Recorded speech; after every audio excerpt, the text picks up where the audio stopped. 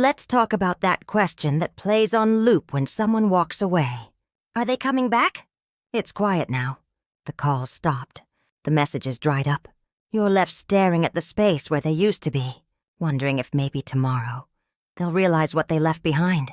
You play back the moments. You scroll through old pictures. You remember every word, every laugh, every red flag you tried to paint gold, and through it all, one thought stays stuck in your chest. Will they come back? But let me offer you a better question. Why are you waiting for someone who made peace with leaving you behind?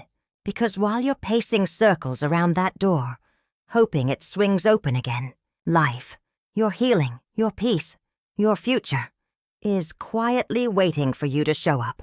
Let's be real. If someone can walk away knowing you were all in, knowing you gave your time, your heart, your energy, your support, and they still chose absence over effort, what are you really waiting for? Their return or your validation?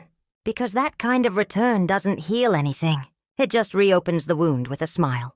Here's something we forget in heartbreak. Silence is also communication. Distance is a decision. And no reply, that is the reply. And if their exit brought chaos, confusion, or made you question your own worth, then ask yourself this. What exactly do you want back? The love or the idea of it? The person or the hope they'd one day change? See, when someone exits your life and leaves you in a fog, you get a rare opportunity to see clearly. You get space to stop making excuses for their behavior. You get clarity about all the times you settled because you were afraid of starting over. You get the chance to rebuild, not who they want, but who you are when you're not carrying someone else's baggage. And yeah, it's hard, because love doesn't switch off just because someone disappeared. You'll still miss them. You'll still wonder what they're doing, who they're with, if they ever think about you. But don't let missing someone convince you to abandon your healing. Missing them doesn't mean you belong with them. It just means you're human.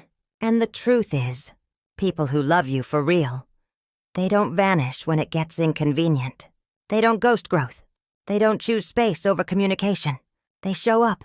They work it out. They try. So if they didn't, that says everything you need to know.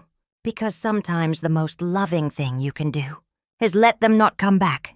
Let them stay gone. Let that chapter stay closed. Let the memory be what it was, not what you keep hoping it might become. And instead turn toward you, not the version of you who begged for crumbs, not the version of you who kept shrinking to avoid conflict, but the version of you who's ready now to choose peace over patterns.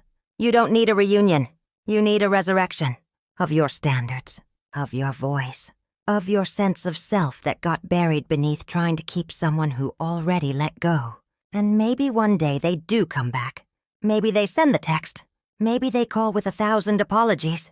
But when that moment comes, if it comes, I hope you've grown so much that you don't even flinch, not out of bitterness, but because you finally realize that the real glow-up isn't revenge, it's release. So if you're asking yourself today, are they coming back? Flip the question.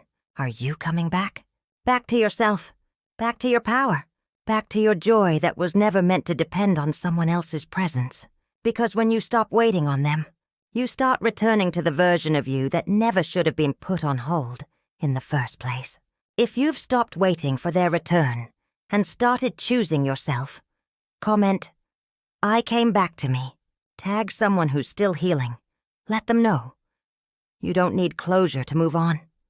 You just need you.